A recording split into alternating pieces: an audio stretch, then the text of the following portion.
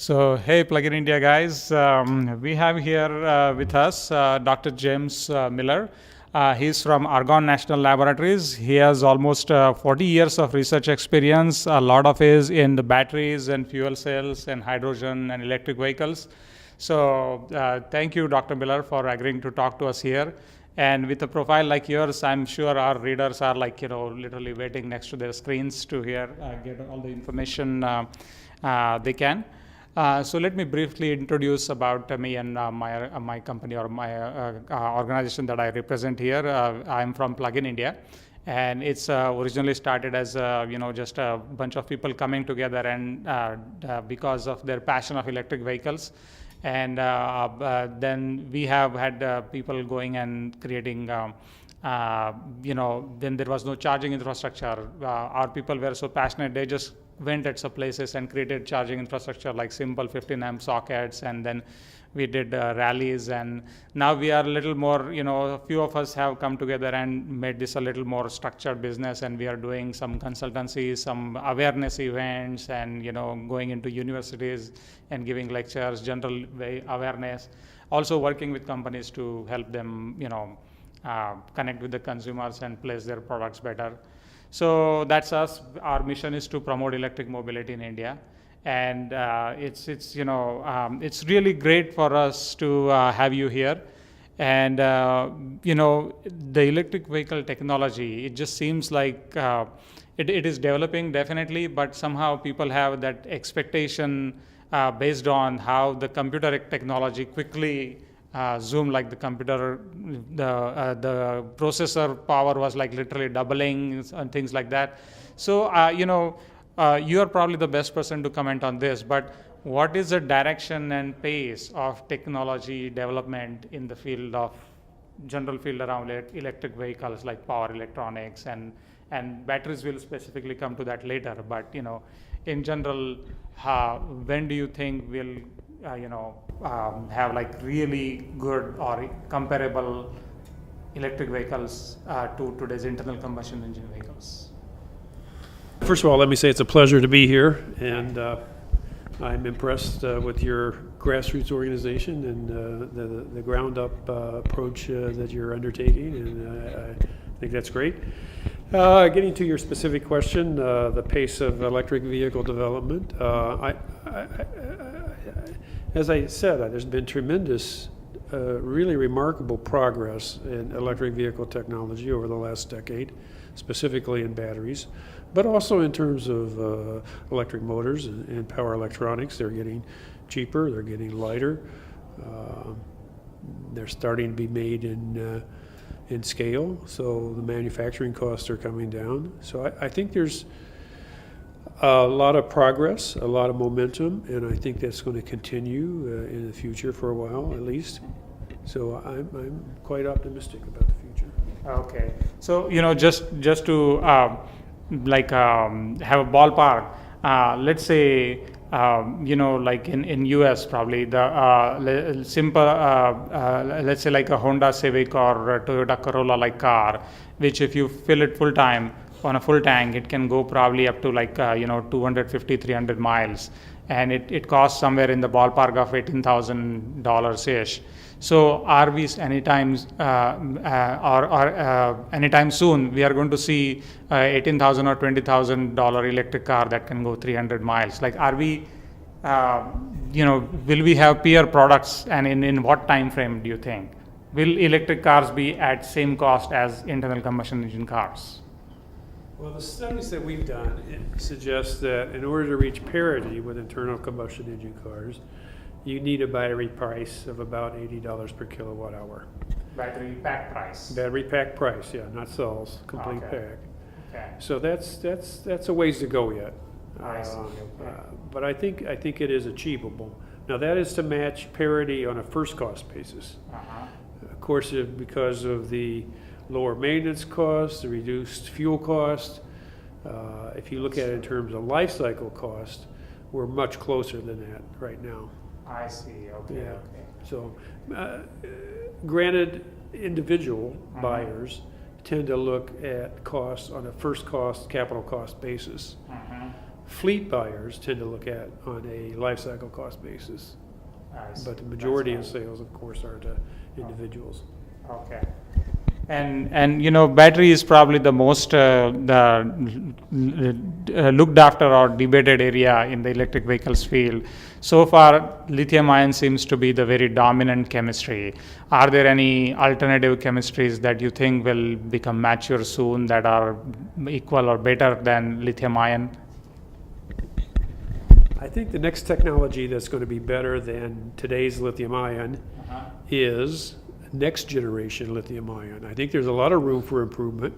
Improvements that are in the pipeline right now, development of, for example, silicon or other alloy anodes to replace graphite, the development of high voltage cathodes that will give you perhaps an extra volt in cell voltage.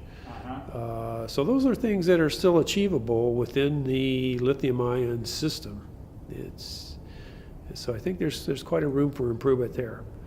Looking farther down the road, I think there's some other systems that are under intense investigation, namely lithium-sulfur batteries. I think that's probably the next thing out there after next generation lithium-ion. A few years ago, there was a lot of interest in lithium-air batteries, but I think that has kind of shifted, and emphasis today is probably more so on lithium-sulfur batteries. I see. Because I remember there was a company from Chicago itself that was working on it. I think, that was bought by Dyson. They were making vacuum cleaners, we heard, and then they were also getting into electric cars. That was a company in Ann Arbor, Michigan. Ann Arbor, Michigan. Yes, Sorry. yes. And from what we've seen so far, that has some promise at very small scale, but we really haven't seen any demonstrations of large scale, anything close to EV-sized batteries. So maybe they're making breakthroughs that we don't know about yet, but we haven't seen it yet. I see. Okay. Yeah. Okay. And how close are we, or how are we doing on supercapacitors? Because that also seems to generate a lot of interest, when we hear articles about it, when we read articles about it. Well, traditionally, supercapacitors are great from a point of view of power capability, not so good from the point of energy storage density. Okay. So for a high power application, a hybrid vehicle or something like that, those are a good fit. But for long range electric vehicles where there's not so much need for high power, there's more need for stored energy per unit weight. I think the advantage is definitely in the favor of lithium-ion batteries. I think there are applications, and there is a need for supercapacitors. But not specifically for a long-range EV, though. I see. So we don't really see anytime soon supercapacitors replacing the batteries in a Well, anything can happen, but I don't expect it. I don't expect it. I see. Okay. Yeah. Okay.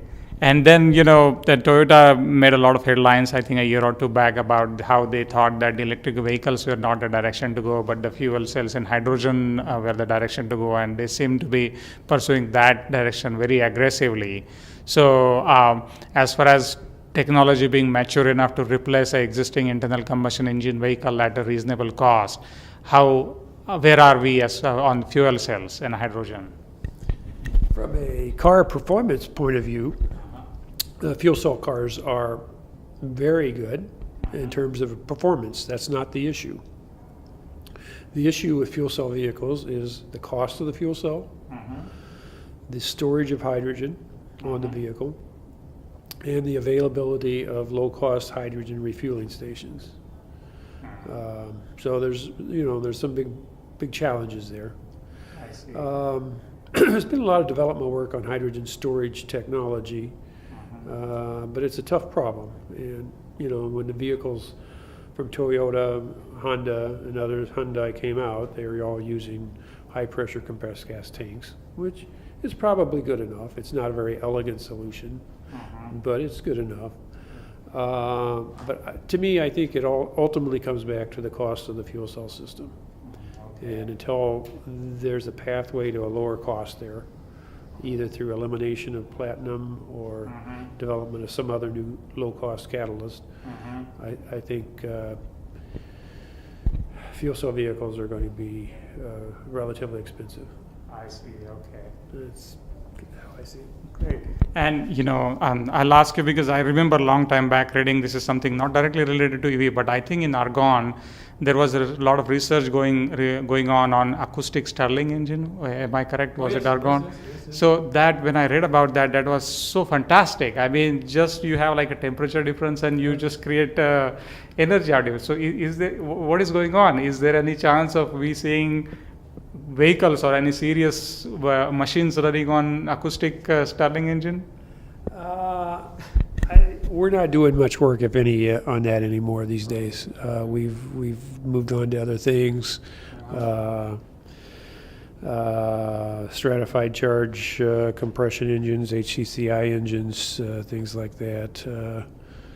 We're also doing a lot of work on using high-performance computing to simulate combustion. So this links some of the basic science capabilities and understanding combustion using high-performance computing to simulate what happens in engines.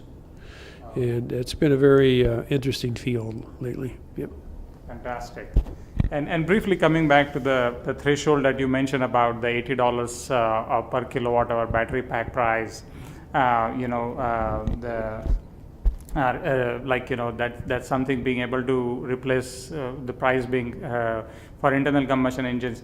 I think, as you rightly said, for fleet operators, the cost of ownership is important, but for private owners, especially countries like India, they are very price sensitive, price tag sensitive.